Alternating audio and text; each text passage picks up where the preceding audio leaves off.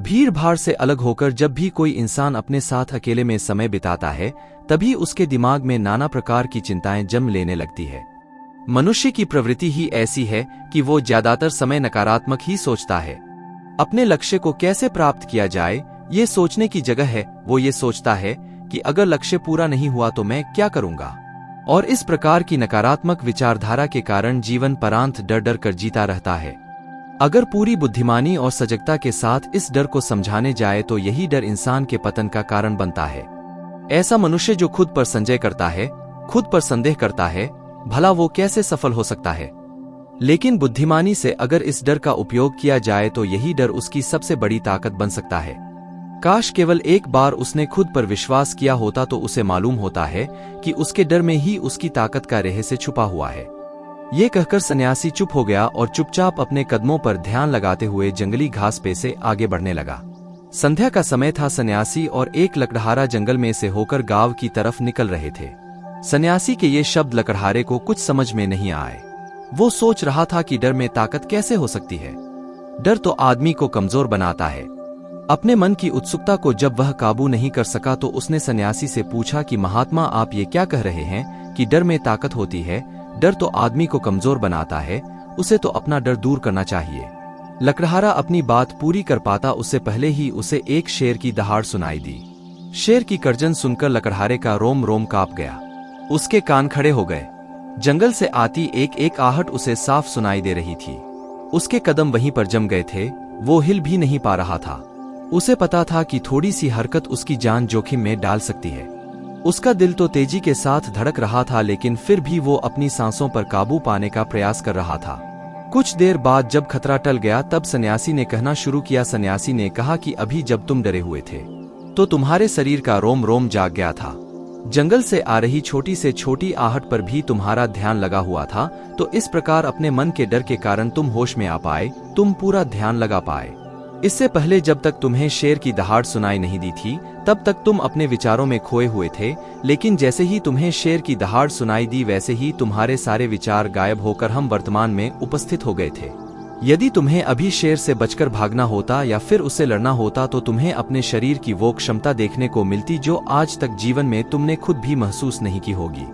जब कोई कुत्ता तुम्हारे पीछे दौड़ता है उस समय तुम्हारी जो रफ्तार होती है वो तुम्हारी आम जिंदगी से कहीं ज्यादा होती है। साधारण जीवन में तुम इतने तेज नहीं दौड़ पाओगे जितना कि एक कुत्ते के सामने दौड़ पाओगे।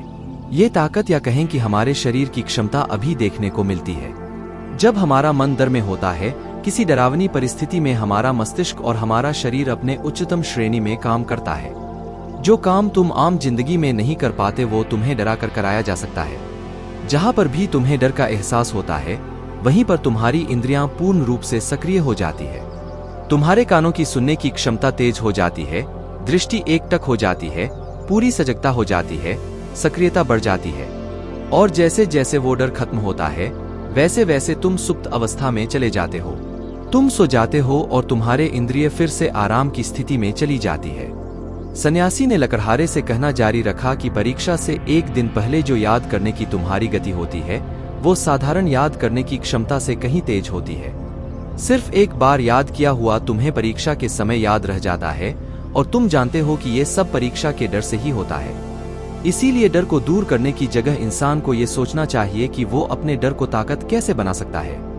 जिस प्रकार सुख और दुख, प्रकाश और अंधेरा एक ही सिक्के के दो पहलू होते हैं, उसी प्रकार डर और ताकत भी एक ही सिक्के के दो पहलू होते हैं। जिस प्रकार रोशनी के बिना अंधेरा पूर्ण नहीं होता, सुख के बिना दुख पूर्ण नहीं होता, उसी प्रकार डर के बिना ताकत का भी कोई महत्व नहीं है।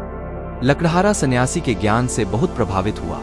उनके चरणों में नतमस्तक हो गया और उनसे पूछा कि महात्मा, अंधेरे को तो दिया जलाकर रोशनी से भरा जा सकता है, लेकिन अपने डर को ताकत में कैसे बदले? इसके लिए कोई उपाय बताएं। इस पर सन्यासी ने कहा कि डर दो प्रकार के होते हैं। सबसे पहला मानसिक डर और दूसरा शारीरिक डर। सन्यासी ने लकड़हारे को समझाते हुए कहना शुरू किया कि मान लो तुम्हें जंगल से होकर गुजरना है और अचानक तुम पाते हो कि तुम्हारे मन में शेर का ख्याल आ गया।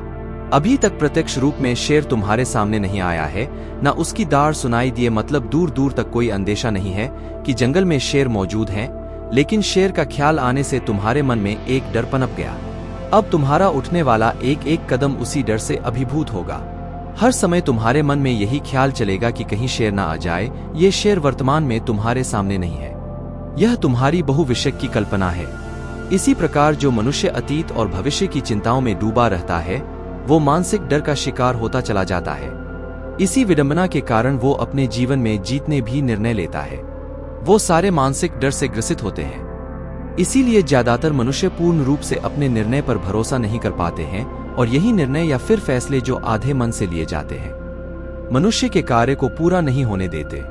लेकिन ये भी सत्य है कि मानसिक डर के कारण ही इंसान अपनी तैयारी पूरी करता है। अगर तुम्हारे मन में शेर का ख्याल नहीं आएगा तो तुम शेर से सुरक्षा के लिए कोई भी कदम नहीं उठाओगे। लेकिन अगर तुम्हें शेर का ख्याल आ गया तो तुम उससे सुरक्षा के लिए कोई ना कोई तरीका जरूर अपनाओगे। तो इसीलिए मानसिक डर बेकार नहीं होता, वो आपकी सुरक्षा को और ज्यादा मजबूत भी करता है। लेकिन समस्या तब शुरू होती है जब आप चाहकर भी कुछ नहीं कर सकते, लेकिन उसके बावजूद आप मानसिक डर झेल रहे होते हो। उदाहरण के लिए कुछ मनुष्य हमेशा ये सोचते रहते हैं कि उन्हें कोई बीमारी ना हो जाए, कहीं उनके साथ कोई दुर्घटना घट जाए, कहीं उनके साथ कोई धोखा ना कर दे। लेकिन इन सब घटनाओं पर उनका कोई जोर नहीं होता है, ये उनके हाथ में नहीं होता है। अगर दुर्घटना होनी होगी तो होगी ही, अगर बीमारी होनी होगी तो होगी ही।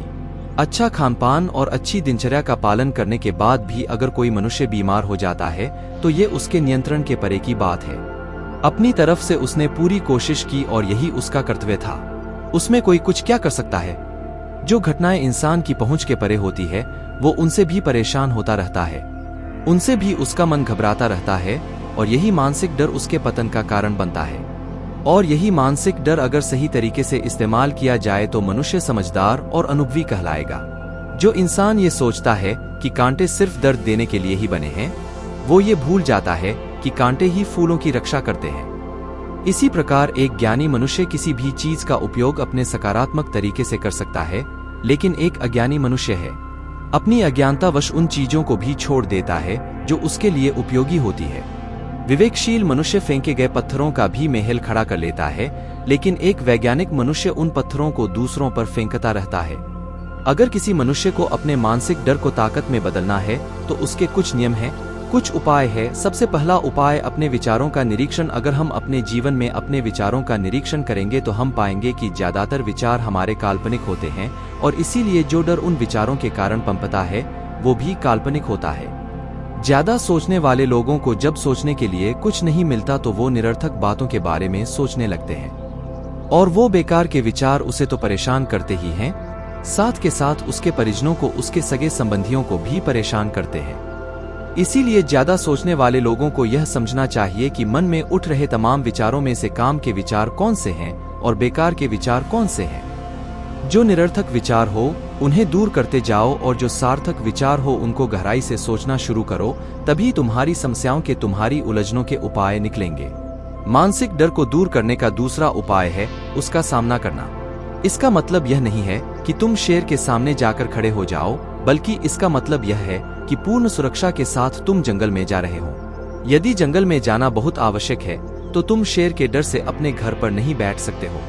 इसी प्रकार मनुष्य के जीवन में बहुत सारे डर होते हैं, जैसे कि परीक्षा का डर, लक्ष्य न पाने का डर, झूठ बोलने का डर, सच के पता लग जाने का डर, अपनों को खो देने का डर, दुर्घटना हो जाने का डर। लेकिन जैसे जैसे समय के साथ इन डरों का सामना किया जाता है, वैसे वैसे ये डर जीवन से दूर होते चले जाते हैं। अगर तुम इनसे बचने का प्रयास करते हो तो ये जीवन भर तुम्हें सताते रहेंगे। ये तभी दूर हो सकते हैं जब तुम इनका सामना करो। कुछ लोगों को तो दूसरों के सामने खुलकर बात करने में भी डर लगता है। ऐसे लोगों को अनजान लोगों से बात करनी चाहिए। जितना ही वो लोगों से बात करेंगे उतना ही उनके मन का डर दूर होता जाएगा। मानसिक डर को ताकत में बदलने का तीसरा उपाय है अपने डर को स्वीकार करना। बहुत से लोग अपने जीवन में अपने डर को स्वीकार ही नहीं कर पाते। अगर आप उनसे पूछेंगे कि उन्हें किस चीज से डर लगता है तो वह साफ इनकार कर देंगे कि उन्हें किसी चीज से कोई डर नहीं लगता। लेकिन दूसरों की नजरों में ऊंचा उठने के लिए ये झूठ उन्हें बहुत महंगा पड़ता है। अगर वो अपने डर को स्वीकार करना नहीं सीखेंगे तो वो जीवन पर्यंत उस डर से मुक्त नहीं हो पाएंगे। इसीलिए समझदारी इसी में है कि अपने डर को स्वीकार कर लिया जाए। अगर आपको किसी चीज से डर लगता है तो किसी से शर्माने की या झिझकने की जरूरत नहीं है। हर मनुष्य को, हर इंसान को किसी न किसी चीज से डर लगता ही है, और आप पाएंगे कि जैसे ही आप अपने डर को स्वीकार करते हैं वैसे ही आपका डर खत्म होना शुरू हो जाता है, और जितना ही आप अपने डर को छुपाने की कोशिश करेंगे आपका डर उतना ही मजबूत होता चला जाता है। ये सारे तरीके तुम्हारे मानसिक डर को दूर कर सकते हैं, लेकिन शारीरिक डर को दूर करने के लिए तुम्हें दूसरे तरीके अपनाने होंगे। सबसे पहले ये समझो कि शारीरिक डर कौन सा होता है। मान लो तुम किसी जंगल से गुजर रहे हो और अचानक तुम्हारे सामने शेर आ जाता है। तुमने पहले नहीं सोचा था कि शेर तुम्हारे सामने आ सकता है, लेकिन जब वो तुम्हारे सामने आता है तो तुम्हारी सारी शारीरिक गतिविधियां शिथिल हो जाती है। तुम्हारी सांसें अटक जाती हैं, मस्तिष्क काम करना बंद कर देता है और तुम्हारा दिल तेजी के साथ धड़कने लगता है। तो इसीलिए जब बिन सोची बात हमारे साथ घटित होती है तो हमारा शरीर उस डर को महसूस कर पाता है और वही शारीरिक डर कहलाता है। ऐसे समय में शारीरिक डर को दूर करने के कुछ उपाय हैं, कुछ तरीके हैं। सबसे पहला उपाय तो यही है कि अपने ऊपर संयम रखें। जब किसी मनुष्य के साथ बिन सोची बात घटती है तो सबसे पहले उसका संयम टूट जाता है, और संयम टूटने के साथ उसका मस्तिष्क काम करना बंद कर देता है, और इसी वजह से सोचने और समझने की प्रक्रिया भी रुक जाती है, क्योंकि हमारा शरीर उसी प्रकार कार्य करेगा। इस प्रकार हमारा मस्तिष्क उसे निर्देश देगा। अगर मस्तिष्क की सोचने समझने की शक्ति खत्म हो गई तो हमारा शरीर भी शिथिल हो जाता है।